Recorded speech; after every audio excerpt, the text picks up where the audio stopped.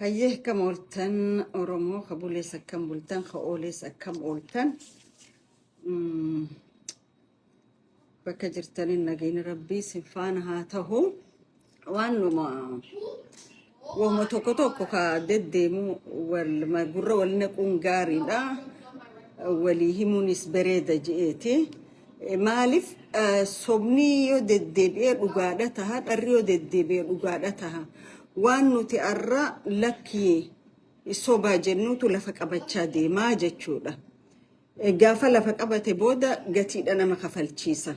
Nu cuftini beena gatii lubbuu, gatii qabeenya, gatii hedduu nama kafalchiisa jechuudha. Waan kan Oromoon akka laafaadhaan laalu jira. Akka laafaan laalu jira. Eenyummaan uummata tokko waa hedduun ibsama. Lafti isaa tokko afaansa aadaasaa seenaasaati jechuudha. Uummanni tokko yoo lafti isaa irraa mulqamte eenyummaan isaa handhurti isaanii baddi hiddi dhaloota isaa jechuudha. Uummanni har'a addunyaa keessa faca'ee lafti isaanii irraa fuudhamtee biyya isaanii keessaa ta'u biyyoota adda addaa keessatti faca'ee hafe kun akkuma lafti isaanii fuudhamtuun aadaan isaaniitiif eenyummaan isaaniitiin hojii baddi jechuudha. Karaa naannoo biyya teenya tana yoo deebine mee wahuma lamaan kaasa. Warri isaa kun annamarraa rakkoon qabu ilmi namaa nama waliin jiraata. Namni wajji jiraachuuttiin amana. Haga daangaa waliittiin dabarretti, haga kabajaa eenyummaa walii eegetti, haga aadaa kee balleessiti iyya fudhadhu hin jennetti, haga eenyummaa kee mulqii iyya fudhadhu hin jennetti, haga lafa tana lafati iyya je'ee lafatti jiraachuu jiru tana namu Rabbiin ilma nama hoggaamu qubsuma hojii uume qaba. Kanatti hin dhufnetti namni hojii jiraata wal malee gatiin jiraanneef maaliif biyya amma keessa jirru tana saboota adda addaatiitu jira. Amma magaalaa hoggaa dheettee afaan addunyaa kanarraa kanatti hin dhageenye jiru jechuudha. Afaan hedduudha dhageessa. Soomaaliin jechuu barbaade gaafa warri isaa kun naannawaa Afar weeraran Afar maaliifii fi lafatiyya hin qabattanii lafti tun eenyummaa kiyyaa kabajaa eenyummaa kiyyaa dhuftanii jee firraa deebisee jechuudha warri Afar kun jechuudha. Maaliif namni tokko dignity eenyummaa isaatirratti waan niin no negotiation godhu jechuudha eenyummaa isaa lafa isaatirratti warri Afar firraa dhaaban jechuudha. Naannawaa isaan alaabaa Afar gabbuusanii alaabaa kililii isaanii dhaabbatan cufa irraa buusanii yoo barbaadan hojii jiraadhaa lafa teenyarra garuu lafti tun teenyettanii kileem godhuu hin dandeessanii jedhaniin jechuudha. Akkasitti naannawaa sanirraa firraa buqqaasan. Taan deebi'e waan amma deemu jiru kana. Amma naannawaa Zeeyilaan kana Zeeyilaan tun Somaalilaandii keessa jirti gosa Gadabursiitii qubata. Amma naannawaa Somaalilaandii bakka gosti Gadabursi qubatu kana dhaqanii seera isaa achi gadhaabnaa yennaan lakki seera keessa nurra gadi dhaabdanii lafti tun lafa teenyaa lafa Somaalilaandii lafa Gadabursiitii seera keessan ganduma keessanii gadhaabbadhaahi jedhaniin jechuudha. Wanni fiddanii handura asin jirre asin nu haba qaaltaniif hin jiru bakkuma bartan geessaa jedhaniin dirree dhawaasan jechuudha. Jedhaniin jechuudha. Amma uummanni kun lafa isaa difeendi godhee eenyummaa isaa difeendi godhee jechuudha. Karaa Oromooti dhufna. Uummanni tokko hoggaa qubsuma isaa irraa ka'ee uummanummaan si keessa jiraatu namni wal keessa jiraata rakkoon qabu. Naannawuma ati tiyyeettu kana keessa qubsuma ati tiyyeettu kana keessatti gaafa dhufee dhagaa bu'uuraa kaayyatee wannummaan kunuu kiyya je'ee sadarkaa addunyaatti lafti tun lafa nuti irraa uumamnee hoggaa jedhu Oromoon lafa isaatirratti maaliif hadooduu dhabaa ka jedhuun kaasuu barbaadan. Namni daangaadha qaba daangaa ittiin jiraatu jarri kunis ni beekan daangaa isaanii. Amma lafti naannawni dirree dhawaatun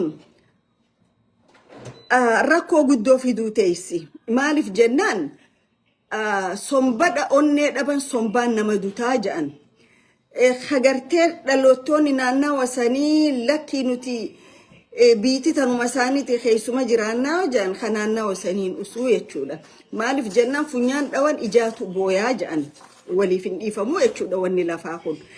Amma shirri naannawa kanarra deemu jiru arraa fi kalee namni ugaas Mustafaa ja'an kun naannawa dirree dhawaa kanatti isa Soomaaliyaa jiru Jabuutii jiru bakka adda addaa jiru yaami magaalaa dirree dhawaa keessa walga'iin inni gaggeessaa jiru aran kayagaan ilaa shanayna ka jedhu kun walabummaa biyya teenya eegganna ka jedhu kun walabummaan biyyasaa daangaansaa ilaa eessatti Oromoon naannawa san jirtu wali dhuftee walga'ii godhachaa jirti walga'iillee godhachuu katti dhiisan natti hin fakkaatu jechuudha garuu isaan bakkayyuu wal yaamanii lafa isa handurateen jedhe dirree dhawaa keessatti walga'ii gaggeeffachaa jiranii miidiyaa isaaniitirra yaa'aa jira jechuudha ilmi namaa namni uffata qullaa baafatee magaalaa walakkaa dhaabbatee fi namni biyya hin qabne tokko jechuudha maaliif wanni biyyummaa kun Oromoo biratti akkana laafaadhaan laalama okay yoo waan tokko ja'an yuutuubaroota namarra bobbaasanii jechuudha yuutuubaroota biyya dhiisi haadha isaanii ta'e isaan deesseefu hadooddiin qabne jechuudha haadha isaanii ta'e isaan deesseefu jaalalaaf quuqama hin qabne jechuudha okay yuutuubaroota kana bobbaasaniiti Oromootaan arrabsiisanii jechuudha gaafa waan dirree dhawaa kaafnu wanni dirree dhawaa kun arra laaftu laalti Oromoon boru gatii kafaluu teessi jechuudha sanit dhaabee arra Central Committee ONLF tokko Ogaden Liberation Front tokko falmiin keenya haga lafti Soomaalii tarnuurraa fuudhamte cufa nuu deebitutti qabsoo goonaa je lafti teenya haga hawaashi je haga hawaash san geenyutti laata Oromoon hawaashii gadiitun lafti eessa biiti eessa eenyummaan isiyoo maali hajuun nama geesse jechuudha warri OPDOdha waan kana qumaara siyaasaa itti Oromoon cabsitan gootanii laalaa jirtan baargeenii itti yookaa gaaza Ogaden san baafattan yookaa warra Soomaalii kana gawwoomsinaa maal jettanii ilaaltanidha garuu mootummaan tokko ni kufaa ummanni ni jiraata ummata hafu kanaatu gatii kafaluu ta'a jechuudha ummata Oromoo kana gatii kafaluu ta'a as keessatti okay gaafa ilmaan Oromoodha magaalaa dirree dhawaa keessatti silent godhanii namichi tika dirree dhawaatii fi yuutuubaroonni Oromoo xiqqoo dammaqiinsa qabu halkan mana fuudhanii mana hidhaa geessan Oromoo maaltu itti dhagame what is going on inside dirree dhawaa maaltu deemaa jira namichi paartii biltsiginnaa dirree dhawaadha itti gaafatamaan san maal godhaa jira Oromoo irratti maal hojjechaa jira warri gadabuursi waan tokko saaxilan arra wanni isaan saaxilan maali buugareer isee ja'an kana buugareer isee ja'an amma zeeylaadhatti isaanii fi gadabuursi itti wal qabanii jiran kana abbaan waan kana fandi godhee deemu Adam Farahii ja'an jechuudha Adam Farah itti gaafatama ministeera Itoophiyaa kaifiin jedhu kana jechuudha dirree dhawaati irrattis warri shira kana xaxaa jiru Adam Farah lakkoofsa tokkoffaadha jechuudha okay gaafa dirreen dhawaa jirtu ni yaadattan seenaa keessatti aadaan Oromoodha dirree dhawaa keessa bara jalqabde akkanuma ka'e namni aadaa Oromoon jalqabne qabsoo haawwan keenyaa fi abbootii teenya godhaniini gaafa sochii afran qalloosan aadaan Oromoo dirree baatee jechuudha arra aadaa Oromoo dhoysanii aadaan Soomaalii agarsiifamtu godhaa jiranii jechuudha okay aadaa saamamaa jirraa jechuudha karaa kaaniin kitaaba isaanii khaleellee jedhan kana deebi'e laala kitaaba isaanii ka isaan aadaa isaati jedhanii baafatan maaltu abbootii gadaa karrayyuutii fi dhiichisa keenya ka aadaa karrayyuu maaltu kitaaba isaaniitirra kaa'e hayyuu waan kana qoratu ni jira hayyoonni warri gammaa study association biyyaa ka ja'ansa warri qorannoo biyya sanii qorannoo dabaa biyya sanii qoratu kun bakka warri isaa ka isin dirree dhawaatti dhagaa bu'uuraa dhaabdaniif kun kitaaba isaanii san keessatti aadaa Oromoota karrayyuu teenya jedhanii jiruun aadaa teenya dhaalanii akkamitti addunyaarra galmeeffachuu danda'an hayyoottan karrayyuutis kana gaafachuu qaban maaliif kitaaba isaanii keessa gatii jiruuf jechuudha gatii kalee magaalaa zeeyilaa irratti takka xaleexelaan peeji bananii garsiisanii jechuudha wannichi keessa jiru aadaa Oromooti okay eega aadaa Oromoo garsiifatan isaan Oromoodha maaliif maqaa biraatiif yaamanii lafa Oromoo weeraruun barbaachise hoo moo akkuma warri isaan lafarraa firraa ari'ee kun lafti gurguramtuu fi lafti dhagaa itti dhaabbatan lafa Oromoo malee hin jirtu deemaati Oromoo keessa geessa dhagaa keessan ja'aniin sanii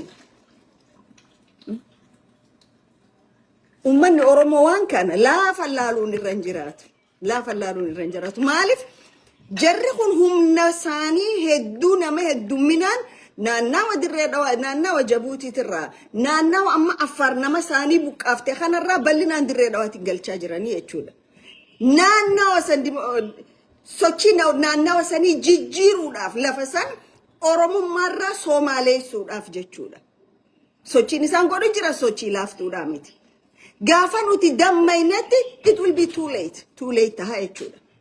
Waan kanarratti hayyoonni keenyan dubbatan nam tokko ka dubbatuun arku maaliif isaan politika ego seenanii jibbanna walii waan facaasaa jiraniif waan Oromoon keessa jirtu tan hin laalanii jechuudha. Yoo biitituun jiraatte namu biyyarra dorgomuudhaaf fiiga. Biitiin warra biraatiin hatamaa jirti dhaalamaa jirti jechuudha. Guuramaa jirti lafti Oromoodha. Ego teessan dhiisaati ego isin politikan power irra wal qabdan dhiisaati dura lafa Oromoo seef godha. Yoo lafti tun jiraatte borullee dorgomuu dandeessan. Yoo lafti hin jiraanne wanni tokko isin gootan hin jiru jechuudha.